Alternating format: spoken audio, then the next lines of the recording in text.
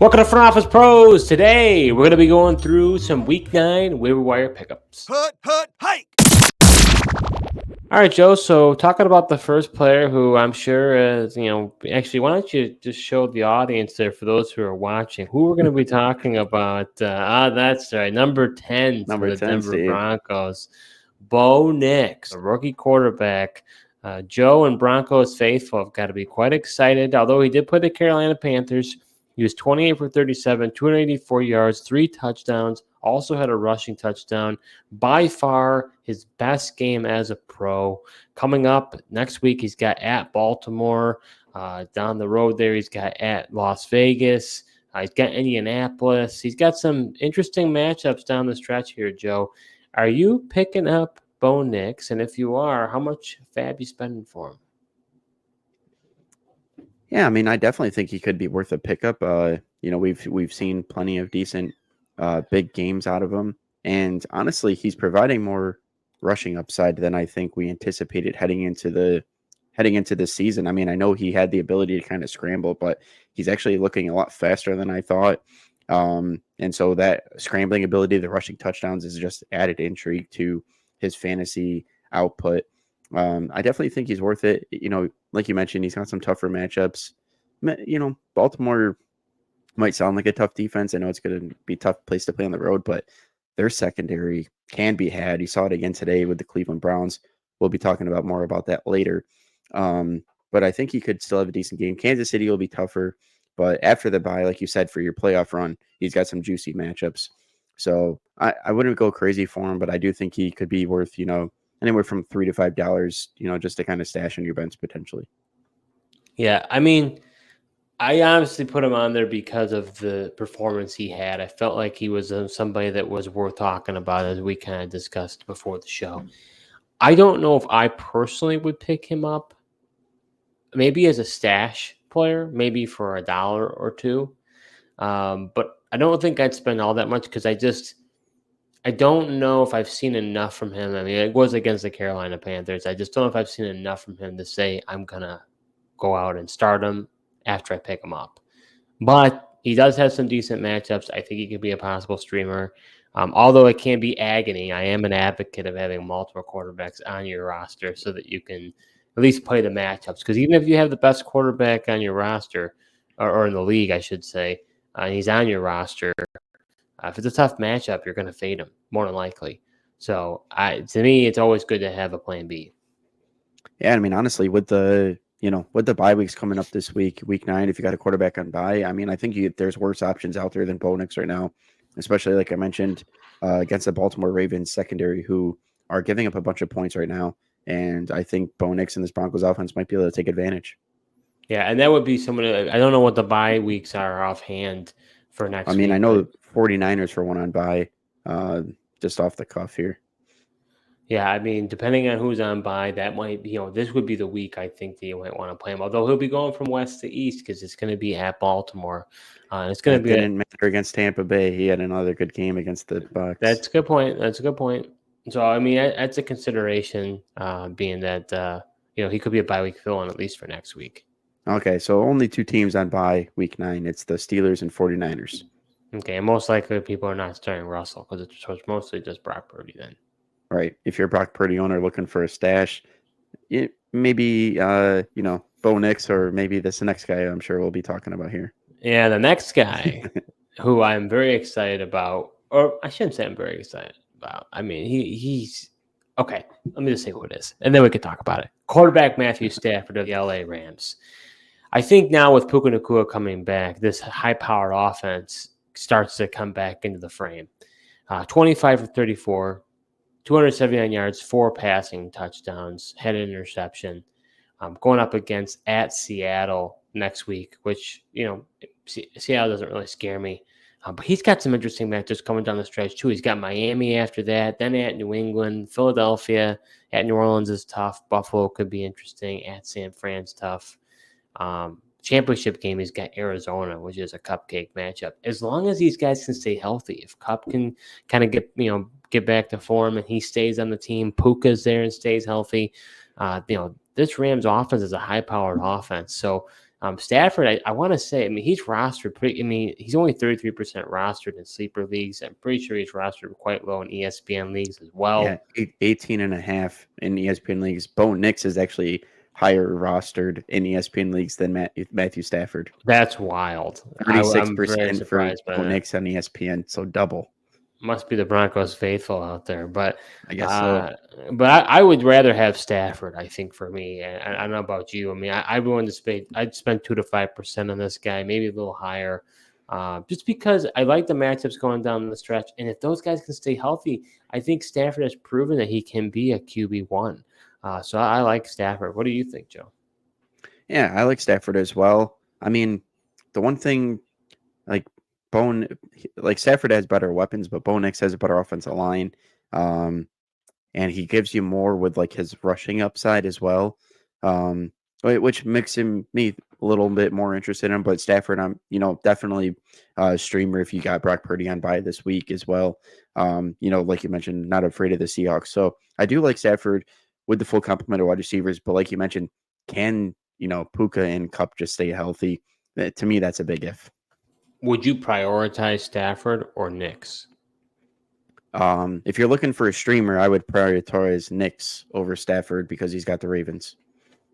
I think I'd probably go Stafford at Seattle, even though. I mean, look at the game Jameis Winston had today. I know that, but you're talking about a rookie quarterback going into one of the best teams in the AFC. That's a daunting game. I told you, man. We're not going to go on that topic right now. That's a rabbit hole that we're not going to go down. All right, fair enough. Are you enjoying this episode so far? Well, if you are, subscribe to our YouTube channel, smash that like button, and hit the notification bell for upcoming videos. We do videos throughout the year, so you're not going to want to miss what we have in store. So in our next play, we're going to be talking about, you alluded, Joe, to the Cleveland Browns. Let's talk about one of them. Wide receiver Elijah Moore had quite a good game. He had 12 targets, 8 catches, 85 yards, no touchdown. But with Jameis Winston now as the quarterback, you always got to be mindful and honestly be aware of what's going on with a new quarterback, because when a new quarterback comes in, you've got new targets that they're interested in. And you're starting to see now with a game and a quarter, a game and a half that we've now seen Winston play, we're starting to see some trends of what he does. And Elijah Moore has not been the most relevant player to date, and he's only rostered at 7% of leagues in sleeper. But 12 targets is quite impressive. It's his best game, by far, that he's had all year. What do you think about Elijah Moore, Joe? Are you interested in him? Are you spending any FAAB on him? I mean, I think if you could, maybe if you're in like a 0 FAAB bid league, I might like to just add him for $0. I'm not sure I want to spend money on him. And it's just one thing that just keep in mind, like Winston really spread the ball around. Like you say, Moore had 12 targets. I think Tillman also had 12 targets. Jerry Jeudy actually had a good game as well, like 12.9 PPR points. So he really spread the ball, let a lot of these guys eat. Once again, it was the bad secondary of the Baltimore Ravens. Chargers are coming up. I mean, they're not the most scary matchup. So I do think I would speculatively add him and stash him on the bench just to see how things keep progressing with this Browns offense with Jameis at the helm. One thing I thought was interesting, of all the starts Deshaun Watson's had with the Browns, he's never thrown for 300 yards. That's bad. But that's pretty bad. Between Flacco and Jameis Winston, 6 of their 7 starts, they've both hit the 300-yard mark. What are the Browns doing? Not a good look. No, I'm rooting for Jameis Winston. He's a guy that's fun to root for. Honestly, he's you could tell how he's a leader. He really is. Yeah, he really is. So we'll see. I mean, Browns might have dug themselves too much of a hole to get out of, but we'll see. I mean, the team is scrappy, so we'll have to see down the stretch here. It's we still got quite a ways to go in the NFL season. Yeah, even though it's going by fast, we do have quite a bit more to come still. That's right, Joe. So on to our next player, who is probably the hottest. Or did I say what I would do for Elijah Moore? No, you didn't say a dollar amount. Oh, okay, excuse me. I was so excited to talk about the next player that I totally forgot. I think you're right. Yeah, 0 to 3%. Well, 0 to 1 or 2%. This is a stash guy. right? I mean, it's hard, unless there's a big injury, it's hard to have a guy who's going to be like, you got to have him. But I think he's got upside. Judy's probably not there. We're going to talk about another guy later. I think Just more. for the record, too, Elijah Moore, 1.8% owned in ESPN leagues, so he's definitely out there to be had. Yeah, and while we're here, we might as well, while we're on the topic, Cedric Tillman, we talked about him last week. He's a guy who I think you and I both would prioritize. He's only rostered in 24% of sleeper leagues. He had 9 targets, 7 catches, 99 yards, 2 touchdowns against Baltimore Ravens. So to me, I think that Cedric Tillman, he may be, other than this next guy we're going to be talking about, is probably the must add of the week. I'd be willing to spend 5 to 10% for him. He's just a guy who we've now seen in back-to-back weeks. He's done very, very well. And now that Amari Cooper is no longer there, this is not a flash in the pan, I don't think. People may look and be like, oh, maybe the last week it was just a, one game, kind of anomaly. And now that, now he's not going to continue it. But I don't think so, Joe. Yeah, no, I think he's still my most excited Brown player, the guy I'm most excited about for this Browns offense, just because I think he's going to continue to get those touchdowns. He's the bigger body guy as well. I mean, 21 combined targets over the last 2 weeks, and it's crazy. In ESPN leagues, he went from 0.3% owned all the way to 16% over the span of 1 week. So hopefully you listened to us last week and was able to get Tillman on a cheaper price, because now if you want him after this big game, it's gonna have to pay up, and I think definitely into that 5% range. Yeah, he's gonna be one of the guys. And being that 16, majority of leagues don't have him rostered, you're going to have to spend, I think, pretty big bucks to get this guy. Yeah, I mean, even though he jumped up, he's still 84% out there in 84% of leagues. So next guy we're going to be talking about is going to be tight end Cade Otton. And I got to eat some major crow, because early in the season, I dogged this guy. I said, why would anybody be interested in Cade Otton? And boy, sure do I look wrong. I'm sorry, Cade. I should never have spoken this poorly of you. He had a great week against Baltimore, a week ago. But then he did even better this week against Atlanta. He had 10 targets, 9 catches, 81 yards, 2 touchdowns. Now, he is rostered in 71% of leagues in sleeper. So this guy's pretty heavily rostered. But if he's not rostered, you got to get him. I mean, obviously we know a tight end has been kind of a yo-yo effect. We don't even know who to play. But you saw a guy like Tucker Kraft a few weeks ago. We told you to go pick him up, and he's been able to sustain it. He's done really well. I see a similar trajectory for Cade Otton.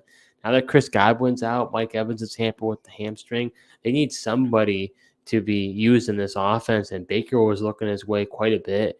And they've got this rapport going. So, people are wondering, was it going to be Jalen McMillan? Was it going to be, Sterling Shepard? It looks like it's going to be Cade Otton. Yeah, I mean, you talk about 20 combined targets in the last 2 games, 10 targets in both games, and he's catching them. I mean, 8 out of 10 against Baltimore, 9 out of 10 this week against Atlanta, and then get to face the Kansas City Chiefs next week, who's kind of been a tight end funnel defense. And, if he's not, if he's out there in your league, I think you do got to go get him. He's 58.6% owned in ESPN leagues. So I definitely think I'd prioritize him. I think, 5 to 8%, I'd say I'd be comfortable spending for him. Go out and get him, because it'll be interesting once Evans does come back, if he still will have as much of a role as he does. But definitely the loss of Godwin, they need somebody inside to win, and like you said, it looks like it's on right now. That sounds about right. 5 to 8% sounds about right. I could go up to 10 if you really pushed it, if you want to be aggressive. But you're not wrong. I think once Evans comes back, he may come down to earth a little bit. That's the hard part. I mean, let's face it. Like, if you've been relying on George Kittle, didn't plan ahead, I mean, maybe be aggressive and go ahead for the 10% and go get this guy, because I do think he's going to have another good week this week against the Chiefs. All right, so the last player we're going to be talking about is a guy we've talked about in the past, and that's wide receiver Josh Downs of the Indianapolis Colts. He had 9 targets, 4 catches, 109 yards, and a touchdown. Now, I know, Joe, for you and for others out there that may not be as excited, because Anthony Richardson is the quarterback and he's been mighty inaccurate. He's barely throwing 50% of completing 50% of his passes, and he really goes for the big play. But it looks like guys like Michael Pittman aren't really being involved in the offense. I know that was a guy you and I circled that we were pretty concerned, but that's neither Yep. here or there. So what do you make of Downs? I mean, can you really trust anybody in the offense? Is it just too inconsistent? I think it's going to be hard to trust anybody, but I mean, Downs, I would say, has been the most consistent, but I think it's just he's going to be reliant on that long touchdown, I feel like, every week. I know he had a chance for multiple touchdowns in this game, but he's one of those guys where if he doesn't get in the end zone or have that big play, you're going to be disappointed in him. But for the most part, he's gotten the big play, it seems. PPR points, he's got 1 week with 5, but then 22.2, 15.9, 19.5 against the Titans. A rough game against the Dolphins, 1.3. That was even with Joe Flacco. And then this past week, 22.2 with the Texans. Yeah, I mean, I think he's worth a stash. And, with the Colts offense, it's hard to really, like you said, rely on any one given player because of how unpredictable Anthony Richardson has been this season. But, there are going to be some buys coming up. He's a guy to have on your bench. And I don't think he should be on the wire anyways. I mean, he's rostered in 63% of leagues in sleeper. So definitely there's going to be leagues out there that could take advantage and add him. Yeah, he's 48.6% rostered in ESPN, but he's been dropped in 11.9% as well. So there's potentially a good chance that he is out there for you.